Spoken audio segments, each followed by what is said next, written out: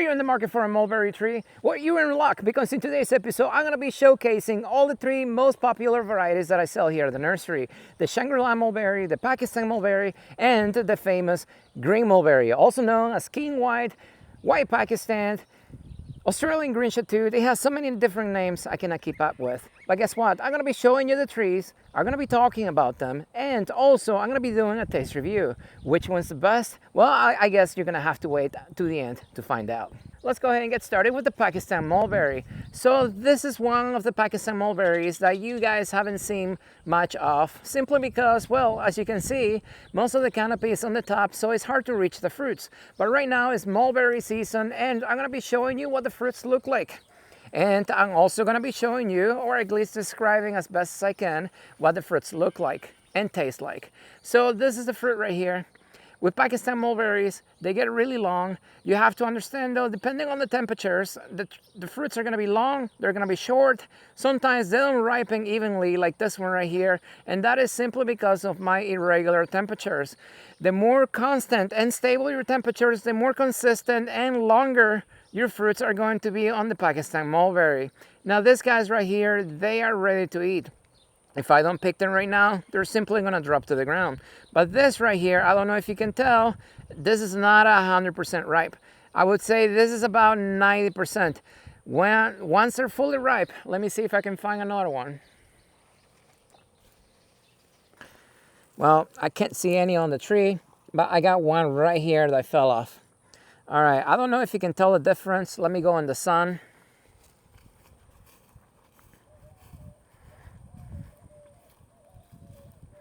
But you can see the little one is darker than the big one. So when the big one is as dark as the little one, that is perfect ripeness. And they're going to be at their sweetest. Now this tree right here has been in the ground for several years and it has never been pruned. So this is what you get when you don't prune them. Most of your canopy is going to be on the top, and it makes it really hard to actually reach the fruits. And if you look on the ground, I got fruits everywhere. Everywhere. So yeah. So with that said, what do they taste like? So the way you eat a mulberry, you just eat the whole thing. Stick it in your mouth and eat it. Some people like to grab the stem and then they just eat the outer flesh and then pull the stem out. That's just fiber. It's going to help you poop.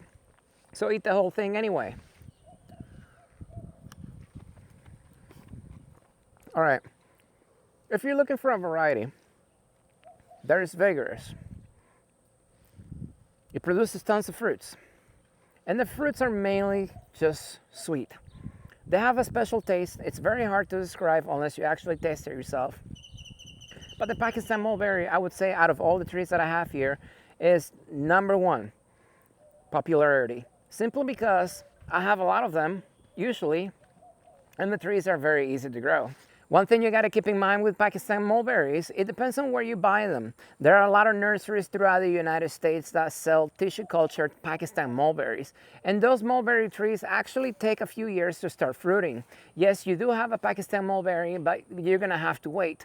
So usually what you want is to buy your trees from a trusted source, like myself. Or make sure that the trees you're buying actually have fruits on them. As soon as your Pakistan mulberries wake up, they're gonna have fruits. So there's no mistake in this tree right here. If you're buying your tree online and you get little trees like this, 100%, they are tissue cultured. Is that a bad thing? No, it's not a bad thing, but like I said, you're gonna have to wait a few years for you to get fruit. These trees right here are grown from cuttings, so as soon as they wake up, they fruit. All right, so that was the Pakistan mulberry. Now let's talk about the second most popular tree here at the nursery, and that's going to be the Shangri mulberry. You see this tree right here? This tree has been in the ground, I don't know, I think about 4.5 years, maybe going into 5 years. I lost count. But anyways, this tree is huge right here, and one of the main attractions to this tree is the leaves. The leaves on the Shangri mulberry are going to be a lot bigger than the Pakistan mulberry.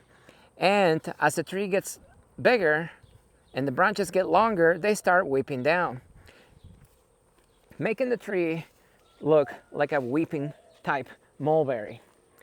As you can see, over here. Now this mulberry has been pruned. Every year we prune the top to make sure that a lot of the branches stay closer to the ground, so that way it's a lot easier to reach the fruits, and well, more branches, more flowers, more fruits. So especially if you're growing trees for fruit production. Now let's go ahead and take a look at the fruits. As you can see, mulberries are ripening right now. They usually go from green to red to dark red, like this one right here. And just like the Pakistan mulberry, well, they're not always going to ripen evenly, especially if the temperatures in your area are not consistent. And I'm talking about day and night temperatures. My day temperatures right now, like today, is like 95 degrees, but tonight it's going to be in the 60s. That's 40-degree difference. That will make your fruits not ripen evenly. But let's go ahead and find some ripe Shangri mulberries. You can see right here, there's one. And over here, I have a cluster. I got more right here. And there we go. This is just perfect. So let's go ahead and try them out and see what it tastes like.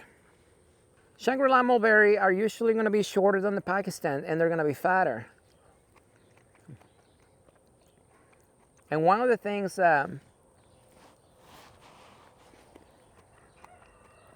going to notice between the two, at least in my experience, the Shangri-La will stain a lot more than the Pakistan mulberry. And also the Shangri-La is going to be sweet, but with a hint of tartness at the end. So if you don't like your fruits to be 100% sweet, the Shangri-La is a good choice, simply because it has that little hint at the end that's going to be a little tart. But one thing I've noticed about the Shangri-La mulberry compared to the Pakistan, a lot of the fruits don't always taste the same. Every year it's a little different. This year they're actually good. Last year they were good, but the year before that they were actually not that good. And I've noticed it's based on the temperatures. When the temperatures during the winter time are really warm, for whatever reason my fruits don't taste as good as when the temperatures in the winter time are a little colder. So it's not about the water in the soil, it's not about the fish emulsion in the soil, or how much sulfur you have in the soil. It's about the ambient temperatures. In my personal belief, ambient temperatures are a lot more important than any fertilizer you can put in the ground. So let's go ahead and take a look at the Shangri-La from the inside and see what it looks like. As the tree gets older, one of the main things that I like about Shangri-La mulberry is the whipping branches. So if you don't have that much space in your yard and you want to create like a microclimate, or you want to have a safe space from the world, the cruel world out there, you can plant yourself a Shangri-La mulberry. And as you can see, you can clear the inside and look, complete darkness in here. You can put a lounge chair in there, get your laptop so you can watch my videos and have complete peace away from the real world.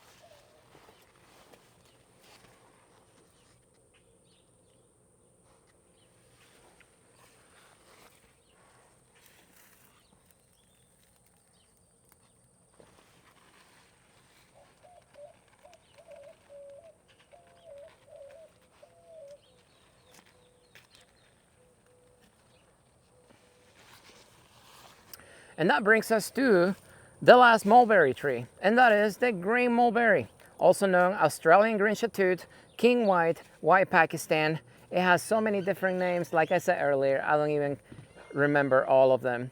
But the green mulberry, the main attraction to this tree, well, let's talk about the structure. This is the biggest, most vigorous tree out of all of them. This is a weed. It's massive. It has only been in the ground, I think, actually for 4 years. This green mulberry was in the ground, was planted in the ground after the Pakistan and the Shangri-La mulberry. And look at that trunk. It's massive. It's huge. And obviously it's happy. So this tree right here, if you're looking for a main piece, something that's going to give you shade, something that's going to give you millions of fruits, well, the green mulberry, it's a good choice. But the main attraction to the green mulberry is not the size of the tree, it's not the canopy. You know what it is? It's the fruit. As you can see, this is a green mulberry right there. This is what they look like when they are ripe. As they get ripe, they're gonna get a little lighter, but this is it right here. This is what people will pay tons of money for. Now, I know I said the Pakistan and the Shangri are very popular, but I can tell you 90% of the people who eat all three varieties will buy a green mulberry regardless of the price compared to the other, just because of the taste. The main attraction to the green mulberry is the taste of the fruit. This actually is sweeter than the Pakistan mulberry. It is sweet, but in my opinion, in most people's opinions out there, it tastes like a honeydew melon, but it's actually sweeter. And the main attraction to this tree right here, especially in my area, where most people live in cookie cutter houses and people get offended very easily, well,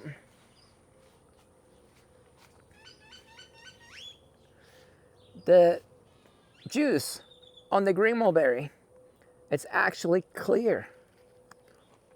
It does not stain. And you know what else? The birds don't touch them. Birds do not like fruits that are green. I don't know if they can't see them or they think they're not ripe. I don't know what it is, but they don't touch them. So most of my green mulberries fall to the ground. My chickens don't even eat them. The bunnies don't even eat them. Nobody eats them. Only people eat them because we know better. Now, this is the sweetest out of all the varieties I have ever tasted in my life. And I get tons of people here that taste my mulberries every single season. And I can tell you, I cannot keep up with the demand. My green mulberries sell out every single year, and the fruit sells itself because they're that sweet. The only people who do not like the green mulberry are usually those people do not like sweet stuff. Those are people that like, like really tart stuff. Green apple. Green apples, they eat green apples like nobody's business. Those are the types of people who will not like the green mulberry. But everybody else, normal people out there, they love the green mulberry. Not only is the sweetest variety out there, it does not sting and the birds don't touch them. What else could you ask from a mulberry tree? Another feature about the green mulberry, it usually fruits earlier. And the fruits actually stay longer on the tree than the other varieties. So the season for the green mulberry is longer than the other mulberry varieties.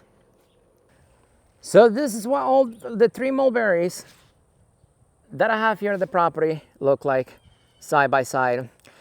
Like I said, the Pakistan mulberries are a little small right now simply because they just started ripening.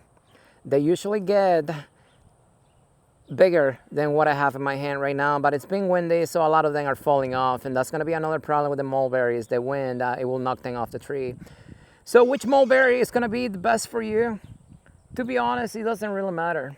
I would say if you're looking for an ornamental tree, the Shangri mulberry is a good choice because it's a nice looking tree. It will give you a really nice microclimate that you can actually sit under. And it gives you good fruits. As you can see, the fruits are huge. They're sweet and tart. But yeah, so that will be the main choice for those of you who are looking for an ornamental tree. Now, if you want the most popular, the most half tree, you have to get a Pakistan mulberry. Everybody knows the Pakistan mulberry, and if you're new to growing trees, you have to have a Pakistan mulberry. Now, if you want to be fancy and you want to show off to your master gardener friends, get the green mulberry. Most people are not familiar with the green mulberry, and once they taste it, I know they don't look tasty, they may not look like much, but once you go green, you will never go back. And that's it, guys. So hopefully this gives you an idea which mulberry is going to be the best for you. If you don't have that much space, I can tell you the Shangri will be a good choice because it's the smallest out of all three.